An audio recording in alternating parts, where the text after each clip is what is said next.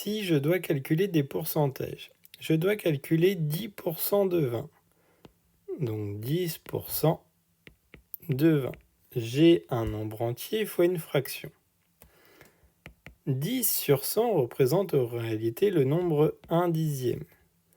Je dois donc calculer 1 dixième fois 20. Et 1 dixième fois 20 nous donne 2. Ou 10%, ça revient à diviser par 10. Si je fais 20 divisé par 10, je tombe sur 2. Je dois maintenant calculer 5% de 6. 5%, c'est 0,05, soit 5 centièmes fois 6. On sait que 6 fois 5 fait 30.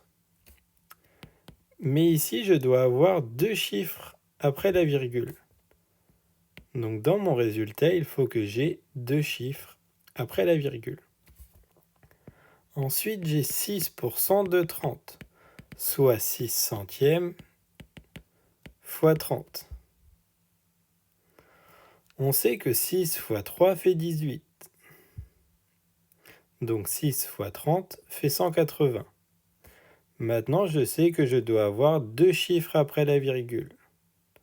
Donc ici, ce qu'on pourrait faire, c'est rajouter 0,18 et dire que celui-ci est un 0 inutile, mais ce serait une erreur. On avait notre 6 fois 30 qui fait 180, et donc deux chiffres après la virgule, soit deux chiffres après la virgule, 1,80.